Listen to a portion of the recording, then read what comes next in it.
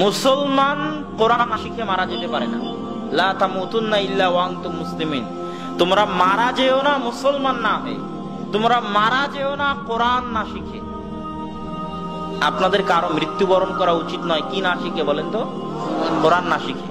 এর চেয়ে বড় আফসোস জীবনে আর থাকবে না, মৃত্যুর পরে থাকবে না, জীবদ্দশায় থাকবে না, যদি মরার সময় দেখেন যে আপনি কোরআন জানেন না। কোরআন এত গুরুত্বপূর্ণ জিনিস, কোরআনই সবকিছু।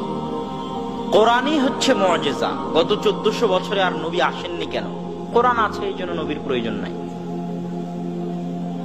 আরো ভবিষ্যতে কিয়ামত পর্যন্ত নবী আসবেন না কেন? মুসা আলাইহিস সালাতু ওয়াস সালাম চলে গেছেন, তার লাঠিও চলে গেছে। ঈসা আলাইহিস সালাতু ওয়াস সালাম আসমানে গেছেন, তিনি মানুষের গায়ে হাত দিলে মৃত জীবিত হয়ে যেত, অন্ধ ব্যক্তির চোখ স্পর্শ করলে চোখ হয়ে যেত, চক্ষুস্মান হয়ে যেত। তিনি নাই, তার মুজিজাও নাই। কি দেখে তিনি মানুষকে ইসলামের দিকে নিয়ে আসবেন? মুসা আলাইহিস সালাতু ওয়াস সালামের লাঠি নাই, যেটা দেখে মানুষ আল্লাহর ক্ষমতা, আল্লাহর শক্তি বুঝবে। তাহলে মুহাম্মদ সাল্লাল্লাহু আলাইহি ওয়াসাল্লাম চলে গেলেন, কিয়ামত পর্যন্ত আর নবী আসবে না, তো কি দেখে মানুষ মুসলমান হবে? কোরআন। এটাই আল্লাহ রাসূলের মুজিজা, চিরস্থায়ী চিরন্তন মুজিজা। একজন জাদুকর কবিরাজকে ইসলাম গ্রহণ করিয়েছিলেন, যেই জাদুকর কবিরাজ আল্লাহর রাসূল সাল্লাল্লাহু আলাইহি ওয়াসাল্লামের চিকিৎসা করতে এসেছিল।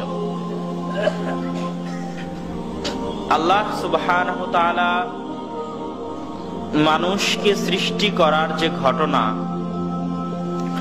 আব্দুর রহমান আপনাদেরকে শোনাচ্ছিল, এবং কোরআন বুঝার যে কথা আপনাদের সামনে পেশ করছিল, আমি ওই ঘটনার সাথে সম্পৃক্ত কিছু কথা এবং কোরআনের সাথে সম্পৃক্ত কিছু কথা দিয়ে আমার আলোচনা শুরু করতে যাচ্ছি। কোরআনকে আল্লাহ সুবহানাহু ওয়া তাআলা মানুষের জন্য হেদায়েত স্বরূপ বলেছেন। আল্লাহ সুবহানাহু ওয়া তাআলা বলেননি যে আমি আপনার জন্য হেদায়েত স্বরূপ। আল্লাহ বলেননি যে আব্দুর রাজ্জাক বিন ইউসুফ আপনার জন্য হেদায়েত স্বরূপ, ডক্টর জাকির নায়েক আপনার জন্য হেদায়েত স্বরূপ। তথা একজন জাকির নায়েকের বক্তব্য শুনে, একজন আব্দুর রাজ্জাক বিন ইউসুফের বক্তব্য শুনে যত মানুষ হেদায়েত হয়েছে, কোরআন যদি সঠিকভাবে মানুষ বুঝে পড়ে, তার চেয়ে হাজারো লাখো কোটি গুণ মানুষ হেদায়েত হবে।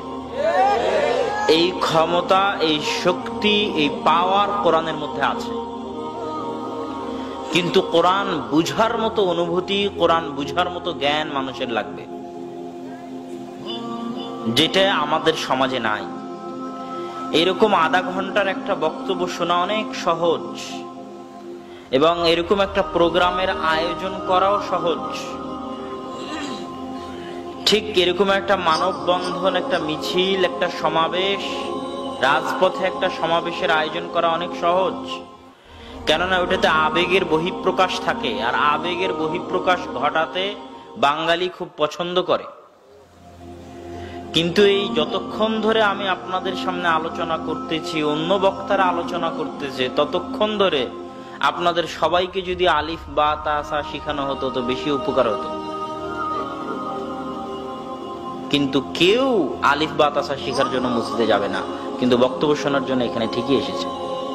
কেন? আলিফ বা তা সা শেখা কঠিন, আর আধা ঘন্টা বক্তব্য শোনা সহজ। কানকে আইয়াসি, কানের আরাম অনেক মজার জিনিস, কিন্তু চোখে পড়ে কিছু শিখা অনেক কঠিন। চোখে পড়ে দুটো হাদিস মুখস্থ করা, দুটো আয়াত মুখস্থ করা, দুটো দোয়া মুখস্থ করা অনেক কঠিন, কিন্তু ওটের মধ্যেই আসল অগ্রগতি নিহিত আছে, ওটের মধ্যেই আসল উন্নতি নিহিত আছে। এরকম আধা ঘন্টা, 1 ঘন্টা, 4-5 ঘন্টা বক্তব্য দিয়ে আপনাদের যতটুকু না উপকার হবে, আপনাদের একজনকে যদি কোরআন শিখানো যায়, কোরআন বুঝানো যায়, কোরআন ধরিয়ে দেওয়া যায়, তো তার চেয়ে 1000 গুণ বেশি উপকার হবে।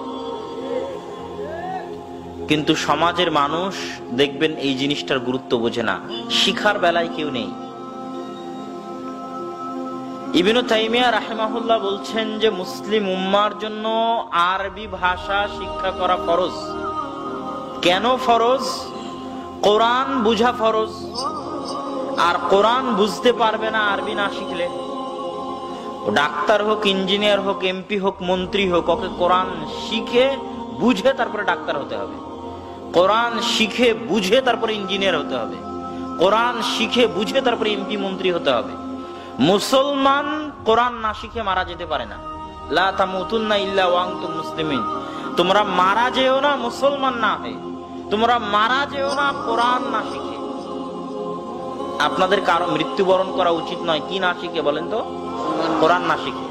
এর চেয়ে বড় আফসোস জীবনে আর থাকবে না, মৃত্যুর পরে থাকবে না, জীবদ্দশায় থাকবে না, যদি মরার সময় দেখেন যে আপনি কোরআন জানেন না। কালামুল্লাহ, আল্লাহর বাণী, যেটা আপনি পড়া জানেন না, বুঝা জানেন না। মুসলমানের কোন সন্তানের বেড়ে ওঠা উচিত নয় কোরআন না শিখে, এবং এর জন্য মসজিদ কমিটি, সমাজ দায়ী। মুসলমানের কোন সন্তানকে যেন তারা কোরআন না শিখে বড় না করে। এর জন্য দায়িত্বশীলেরা কিয়ামতের মাঠে জিজ্ঞাসিত হবেন। এমপি, মন্ত্রী, চেয়ারম্যান, মেম্বার, মসজিদ কমিটির সভাপতি, তার আশেপাশে থাকা কোন মুসলমানের সন্তান যে কোরআন না শিখে বড় হয়েছে আর সে তাকে কোরআন শিখানোর চেষ্টা করেনি, জবাবদিহি দিতে হবে। কোরআন এত গুরুত্বপূর্ণ জিনিস, কোরআনই সবকিছু। কোরআনই হচ্ছে মুআজিজা। গত 1400 বছরে আর নবী আসেননি কেন? কোরআন আছে, এই জন্য নবীর প্রয়োজন নাই। আরো ভবিষ্যতে কিয়ামত পর্যন্ত নবী আসবেন না কেন? মুসা আলাইহিস সালাতু ওয়াস সালাম চলে গেছেন, তার লাঠিও চলে গেছে। ঈসা আলাইহিস সালাতু ওয়াস সালাম আসমানে গেছেন, তিনি মানুষের গায়ে হাত দিলে মৃত জীবিত হয়ে যেত, অন্ধ ব্যক্তির চোখ স্পর্শ করলে চোখ হয়ে যেত, চক্ষুস্মান হয়ে যেত। তিনি নাই, তার মুজিজাও নাই। কি দেখে তিনি মানুষকে ইসলামের দিকে নিয়ে আসবেন? মুসা আলাইহিস সালাতু ওয়াস সালামের লাঠি নাই, যেটা দেখে মানুষ আল্লাহর ক্ষমতা, আল্লাহর শক্তি বুঝবে। তাহলে মুহাম্মদ সাল্লাল্লাহু আলাইহি ওয়াসাল্লাম চলে গেলেন, কিয়ামত পর্যন্ত আর নবী আসবে না, তো কি দেখে মানুষ মুসলমান হবে? কোরআন, এটাই আল্লাহ রাসূলের মুজিজা, চিরস্থায়ী চিরন্তন মুজিজা, যার একটা অক্ষর, একটা বর্ণের হেফাজতের দায়িত্ব আল্লাহ সুবহানাহু ওয়া তাআলা নিয়েছেন।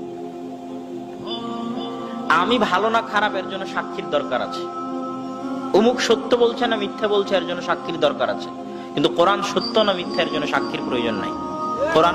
কোরআন নিজেই দলিল। কেন? কোরআন নিজে চ্যালেঞ্জ করেছে যে আমার ভিতরে যদি কোনো সন্দেহ মনে হয়, তাহলে আমার মতো একটা আয়াত সারা পৃথিবীর সব মানুষ আর সব জিন মিলে তৈরি করে দেখাও। এখন পর্যন্ত কোরআনের এই চ্যালেঞ্জ গ্রহণ করার সাহস কেউ দেখায়নি। কেন? কোরআন হচ্ছে আল্লাহ সুবহানাহু ওয়া তাআলার বাণী, এটাই কোরআনের মুজিজা। আপনি যদি কোরআন না বুঝেন, তাহলে আল্লাহ সুবহানাহু ওয়া তাআলাকে চিনতে পারবেন না, আপনার সাথে আল্লাহর কানেকশন হবে না, আপনার সাথে আল্লাহর যোগাযোগ হবে না, আপনার সাথে আল্লাহর সম্পর্ক তৈরি হবে না। আপনি আল্লাহর দরবার থেকে বিতাড়িত থাকবেন, আল্লাহর রহমত থেকে বঞ্চিত থাকবেন, আল্লাহর দয়া থেকে বঞ্চিত থাকবেন।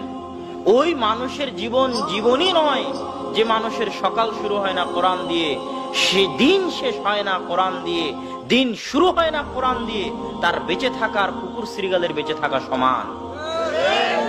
কেননা কোরআনবিহীন জীবন বরকতবিহীন জীবন, কোরআনবিহীন জীবন বরকতবিহীন জীবন। যে জীবনে কোরআন নাই সেই জীবনে বরকত নাই, যে ঘরে কোরআন নাই সেই ঘরে বরকত নাই, যে ঘরে কোরআন পড়া হয় না ওই ঘর কবরের মতো অন্ধকার, যে বাড়িতে কোরআন পড়া হয় না ওই বাড়ি কবরের মতো অন্ধকার। যে জীবনে কোরআন নাই সেই জীবন অন্ধকার জীবন, বৃথা জীবন, 16 আনাই বৃথা জীবন।